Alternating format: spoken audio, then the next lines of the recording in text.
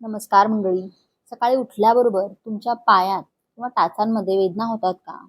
थोडे अंतर चालल्यावर तुम्हाला दम लागतो का? आणि तुमचे पाय जड होऊन साथ देणं सोडतात का? जर याचे उत्तर हो असेल तर थांबा. हे केवळ वाढत्या वयाचे लक्षण नाही, तर हे तुमच्या शरीरातील काही महत्त्वाच्या पोषक तत्वांच्या कमतरतेचे संकेत आहेत. पण यात घाबरण्यासारखे काहीही नाही. कारण याचे समाधान कोणत्याही महागड्या औषधात किंवा सप्लिमेंटमध्ये नाही, तर आपल्याच स्वयंपाकघरात दडलेले आहे. आज आम्ही तुम्हाला अशा 5 अस्सल देशी आणि ताकदवान पदार्थांबद्दल सांगणार आहोत, जे वैज्ञानिक आणि पारंपरिक दृष्टिकोनातून पायांची ताकद, हाडांची मजबूती आणि स्माईलचे म्हणजेच मसल्सचे आरोग्य सुधारण्यास मदत करतात.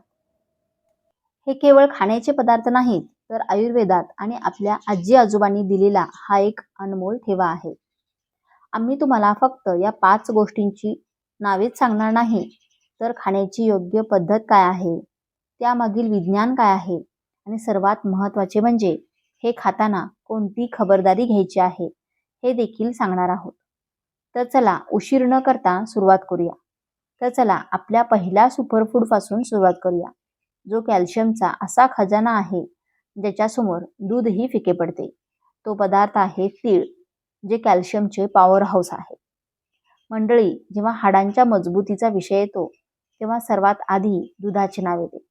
पण तुम्हाला ऐकून आश्चर्य वाटेल की तिळामध्ये दुधापेक्षा कितीतरी पटीने जास्त कॅल्शियम असते. 100 ग्रॅम तिळामध्ये साधारणतः 1250 मिलीग्रॅम कॅल्शियम असते, तर फुल क्रीम दुधात हे प्रमाण फक्त 123 मिलीग्रॅम असते. ही माहिती खूप महत्त्वाची आहे, कारण अनेक लोकांना दूध पचत नाही किंवा काही जण लॅक्टोज इंटॉलरन्सने त्रस्त असतात. तिळामध्ये केवळ कॅल्शियमच नाही, तर मॅग्नेशियम, फॉस्फरस आणि झिंक सारखी खनिजे देखील भरपूर प्रमाणात असतात. हे सर्व पोषक घटक मिळून हाडांची घनता वाढवण्यात आणि त्यांना आतून पोकळ होण्यापासून वाचवण्यात महत्त्वाची भूमिका बजावतात. यामुळे भविष्यात ऑस्टिओपोरोसिस सारख्या आजाराचा धोका कमी होतो. याशिवाय तीळ हे प्रोटीन आणि आवश्यक फॅटी ॲसिडचा एक चांगला स्रोत आहे, जे स्नायूंमध्ये ताकद टिकवून ठेवण्यासाठी खूप गरजेचे आहे. हे स्नायूंच्या पेशींना पोषण देऊन कमजोरी आणि पायांमधील गोळे येणे म्हणजेच क्रॅम्प्स दूर करण्याचे काम करते. तिळाचे सेवन करण्याचा सर्वात सोपा मार्ग म्हणजे रोज 1 चमचा भाजलेले पांढरे किंवा काळे तीळ व्यवस्थित चावून चावून खाणे. हे तुम्ही सकाळी नाश्त्याच्या वेळी खाऊ शकता. आपल्याकडे महाराष्ट्रात हिवाळ्याच्या दिवसात गुळासोबत याचे लाडू म्हणजेच तिळगुळ बनवून खाण्याची पद्धत आहेच. ती आरोग्यासाठी अतिशय उत्तम आहे. यामुळे शरीराला लोह म्हणजेच आयर्न देखील मिळते, जे रक्ताची कमतरता दूर करते. महत्त्वाची खबरदारी, तिळामध्ये कॅलरीज आणि फॅटचे प्रमाण जास्त असते आणि त्याचा गुणधर्म उष्ण असतो. त्यामुळे लठ्ठपणाचा त्रास असलेल्या लोकांनी याचे सेवन मर्यादित प्रमाणात करावे. तसेच ज्यांना उष्णतेचा त्रास आहे, त्यांनी याचे अतिसेवन टाळावे. अन्यथा अलर्जी किंवा पोटाचे विकार जसे की जुलाब होऊ शकतात. त्यामुळे याचे प्रमाण योग्य ठेवणे खूप गरजेचे आहे. आता वळूया दुसऱ्या पदार्थाकडे. ते आहे हळदीचे दूध. यालाच गोल्डन मिल्क असेही म्हणतात. हे शरीरातील सूज आणि वेदनेवर रामबाण उपाय आहे. हळदीचा जादुई गुणधर्म त्याच्या मुख्य घटकांमध्ये म्हणजेच कर्क्युमिनमध्ये दडलेला आहे, जो एक शक्तिशाली अँटी इन्फ्लॅमेटरी आणि अँटीऑक्सिडंट आहे. वाढत्या वयानुसार शरीरात क्रॉनिक इन्फ्लेमेशन म्हणजेच जुनी सूज वाढू लागते, जे सांधेदुखी, संधिवात, आर्थरायटिस आणि शरीराच्या आखडणेचे मूळ कारण बनते. कर्क्युमिन त्या एन्झाईम रोखते, जे शरीरात सूज निर्माण करतात, ज्यामुळे सांधेदुखी आणि सुजेपासून आराम मिळतो. दूध हे स्वतःच कॅल्शियम आणि प्रोटीनचा उत्तम स्रोत आहे, जे हाडे आणि स्नायूंसाठी मजबूत पायाचे काम करते. जेव्हा हळद आणि दूध एकत्र येतात, तेव्हा दुधाचे कॅल्शियम हाडांना मजबूती देते आणि हळदीचे कर्क्युमिन हाडांना सूज व वेदनेपासून वाचवते. वापरण्याची योग्य पद्धत, रात्री झोपण्यापूर्वी 1 ग्लास कोमट दुधात अर्धा चमचा हळद पावडर मिसळा.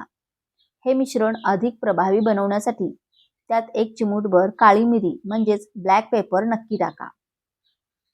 कारण मिरीमध्ये पिपेरिन नावाचा घटक असतो, जो शरीरात हळदीचे शोषण अनेक पटीने वाढवतो. महत्त्वाची खबरदारी, ज्यांना लो ब्लड प्रेशर किंवा मधुमेहाची समस्या आहे, त्यांनी डॉक्टरांच्या सल्ल्याशिवाय हळदीच्या दुधाचे अतिसेवन करू नये, कारण हे ब्लड प्रेशर आणि शुगर लेवल कमी करू शकते. याशिवाय ज्यांना पित्ताशयाचा त्रास आहे त्यांनीही हे टाळावे, कारण हळद उष्ण आहे आणि ती पित्त वाढवू शकते, ज्यामुळे त्रास वाढू शकतो. आता बोलूया तिसऱ्या पदार्थांबद्दल, आणि जे आहे मोड आलेले हरभरे. हा असा एक अस्सल देशी खुराक आहे ज्याबद्दल असे म्हटले जाते की हे खाल्ल्याने घोड्यासारखी ताकद येते. मोड आलेले हरभरे हे प्रोटीन आणि लोहाचा उत्तम स्रोत आहे. वयस्कांमध्ये अनेकदा जाणवणारी शारीरिक कमजोरी आणि रक्ताची कमतरता म्हणजेच ॲनेमिया दूर करण्यासाठी हे खूप मदत करतात. प्रोटीन हे स्नायूंच्या निर्मितीसाठी आणि त्यांच्या दुरुस्तीसाठी आवश्यक आहे. यामुळे सतत येणारा थकवा आणि अशक्तपणा दूर होतो. यात असलेले लोह शरीरात हिमोग्लोबिन वाढवते. त्यामुळे संपूर्ण शरीरात आणि विशेषतः पायांमध्ये रक्ताभिसरण सुधारते. जेव्हा पायामध्ये रक्ताचा प्रवाह चांगला राहतो तेव्हा पायांना मुंग्या येणे, बधीरपणा किंवा अशक्तपणाची समस्या कमी होते. याशिवाय मोड आलेल्या हरभऱ्यांमध्ये भरपूर प्रमाणात फायबर असते, जे पचनसंस्था तंदुरुस्त ठेवण्याचे काम करते. वयोवृद्ध लोकांमध्ये बद्धकोष्ठतेची समस्या सामान्य असते, त्यावर हे गुणकारी आहे. वापरण्याची योग्य पद्धत: मोड आलेले हरभरे बनवण्यासाठी हरभरे रात्रभर पाण्यात भिजत ठेवा. सकाळी पाण्यातून काढून त्यांना एका ओल्या सुती कपड्यात बांधून ठेवा. 8 ते 10 तासात त्यांना छान मोड येतात. त्यानंतर तुम्ही त्यात लिंबू, कांदा, टोमॅटो आणि काकडी बारीक चिरून टाकून त्याची मस्त कोशिंबीर किंवा सलाड बनवून खाऊ शकता. काही महत्त्वाची खबरदारी: येथे एक अतिशय महत्त्वाची गोष्ट लक्षात घेणे गरजेचे आहे. अनेकदा लोकांना असे वाटते की कच्चे मोड आलेले कडधान्य अर्थात स्प्राउट्स हे सर्वात जास्त पौष्टिक असतात. पण घरातील वडीलधारी मंडळी आणि ज्यांची पचनशक्ती कमजोर आहे अशा लोकांसाठी कच्चे मोड खाणे धोक्याचे ठरू शकते, कारण कच्च्या कडधान्यांमध्ये साल्मोनेला सारखे हानिकारक बॅक्टेरिया असू शकतात, ज्यामुळे पोटदुखी, उलट्या किंवा फूड पॉयझनिंगचा त्रास होऊ शकतो. म्हणूनच वडीलधाऱ्या मंडळींनी नेहमी मोड आलेले कडधान्य थोडे वाफवून किंवा शिजवूनच खावे. त्यामुळे ते पचायला हलके होतात आणि सुरक्षितही राहतात. आता वळूयात चौथ्या पदार्थाकडे. पण जर तुम्हाला इथपर्यंतची माहिती फायदेशीर वाटली असेल तर या व्हिडिओला लाईक नक्की करा आणि आपल्या मित्रमैत्रिणींसोबत शेअर करायला विसरू नका. चौथा पदार्थ आहे बदाम. बदाम हे हाडे आणि मेंदूसाठी सुपरफूड मानले जाते. हे केवळ स्मरणशक्तीसाठीच नाही तर पायाच्या ताकदीसाठीही अत्यंत महत्त्वाचे आहे. बदामामध्ये कॅल्शियम, प्रोटीन, मॅग्नेशियम आणि हेल्दी फॅट्स असतात. यात असलेले कॅल्शियम आणि मॅग्नेशियम हाडांना मजबूत बनवतात आणि स्नायूंच्या हालचालीत म्हणजेच मसल कॉन्ट्रॅक्शनमध्ये मदत करतात. यामुळे पायात गोळ्या येण्याची समस्या कमी होते. प्रोटीन आणि हेल्दी फॅट्स शरीराला दीर्घकाळ ऊर्जा देतात, ज्यामुळे दिवसभर थकवा आणि कमजोरी जाणवत नाही. वापरण्याची योग्य पद्धत: रोज रात्री 5 ते 6 बदाम पाण्यात भिजत घाला आणि सकाळी त्याची सालं काढून मगच ते खा. बदामाची साल काढून खाणेच योग्य आहे, कारण सालीमध्ये टॅनिन नावाचा घटक असतो, जो पोषक तत्वांचे शोषण होण्यापासून रोखतो. त्यामुळे साल काढूनच खावे. जर घरातील वयस्कर व्यक्तींना बदाम नीट चावता येत नसेल तर तुम्ही दुधामध्ये त्याची पेस्ट करून किंवा बदाम दुधात उकळवून त्याची खीर बनवून, शेक बनवून त्यांना देऊ शकता. हे शरीरासाठी एक टॉनिक सारखे काम करते. महत्त्वाची खबरदारी: बदामामध्ये कॅलरीज जास्त असतात, त्यामुळे अतिप्रमाणात खाल्ल्यास वजन वाढू शकते. याशिवाय ज्या लोकांना किडनी स्टोन म्हणजेच मूतखडाचा त्रास आहे त्यांनी बदामाचे सेवन टाळावे किंवा डॉक्टरांना विचारून करावे, कारण यात ऑझलेट नावाचा घटक असतो, जो स्टोनचा त्रास वाढवू शकतो. पाचवा आणि शेवटचा पदार्थ आहे मेथीचे दाणे. आयुर्वेदात सांधेदुखी दूर करण्यासाठी मेथीला वरदान मानले गेले आहे. मेथीच्या दाण्यांमध्ये अँटी इन्फ्लॅमेटरी गुणधर्म असतात, जे सूज आणि वेदना कमी करण्यास मदत करतात. विशेषतः संधिवातासारख्या समस्यांमध्ये वेदना आणि सूज कमी करण्यासाठी हे खूप प्रभावी आहे. एका संशोधनात असे दिसून आले आहे की मेथीचे दाणे स्नायूंची ताकद वाढवतात आणि त्यांची रिकव्हरी सुधारतात. मेथी स्नायूंचा थकवा दूर करून त्यांना पुन्हा ऊर्जावान बनवण्यास मदत करते. यात फायबर, प्रोटीन, लोह, पोटॅशियम आणि कॅल्शियम सारखे अनेक महत्त्वाचे घटक असतात. वापरण्याची योग्य पद्धत: मेथीचे सेवन करण्याचा सर्वात उत्तम मार्ग म्हणजे 1 चमचा मेथी दाणे रात्रभर एका ग्लास भर पाण्यात भिजत ठेवा. सकाळी उठल्यावर रिकाम्या पोटी ते पाणी प्या आणि भिजलेले दाणे व्यवस्थित चावून खा. हे तुमच्या पचनसंस्थेला तंदुरुस्त ठेवते. महत्त्वाची खबरदारी: मेथीचे दाणे रक्तातील साखर म्हणजेच ब्लड शुगर आणि ब्लड प्रेशर दोन्ही कमी करण्याचे काम करतात. त्यामुळे जे लोक मधुमेह किंवा बीपीसाठी औषध घेत आहेत त्यांनी हे सुरू करण्यापूर्वी एकदा आपल्या डॉक्टरांचा सल्ला नक्की घ्यावा.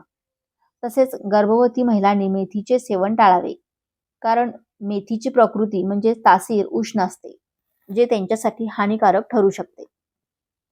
मंडळी, खरी आणि कायमस्वरूपी ताकद तेव्हाच मिळते जेव्हा योग्य पोषण आणि शारीरिक हालचाल यांचा मेळ बसतो.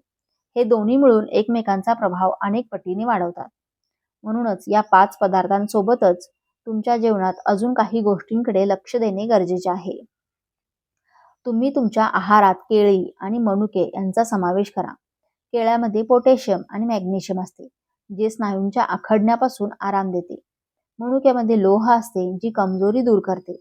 या दोघांचे कॉम्बिनेशन स्नायूंना पोषण देते. तसेच बीट खाणे हे खूप फायदेशीर आहे. बीटमध्ये नायट्रेट्स असतात, जे शरीरात रक्ताचा प्रवाह वाढवतात. जेव्हा पायामध्ये रक्ताभिसरण चांगले होते तेव्हा पायांना मुंग्या येणे किंवा कमजोरी कमी होते. आहारासोबतच तुम्हाला व्यायाम करणेही तितकेच गरजेचे आहे. रोज फक्त 15 ते 20 मिनिटे का होईना, पण पायी चालण्याचा सवय ठेवा. चालणे हा पायाच्या स्नायू आणि सांध्यांसाठी सर्वोत्तम व्यायाम आहे. यामुळे रक्ताभिसरण सुधारते आणि हाडे मजबूत होतात. दिवसभराची सुरुवात हलक्या स्ट्रेचिंगने आणि प्राणायामाने करा. तर मित्रांनो, ही होती आजची माहिती. मी आशा करते ही माहिती तुमच्यासाठी नक्कीच फायदेशीर ठरेल. जर तुम्हाला हे उपाय आवडले असतील तर या 5 गोष्टींचा तुमच्या आहारात नक्कीच समावेश करा, जेणेकरून तुमच्या शरीरावर याचा चांगला परिणाम होईल. भेटूया पुढच्या व्हिडिओमध्ये. तोपर्यंत काळजी घ्या आणि निरोगी राहा. धन्यवाद.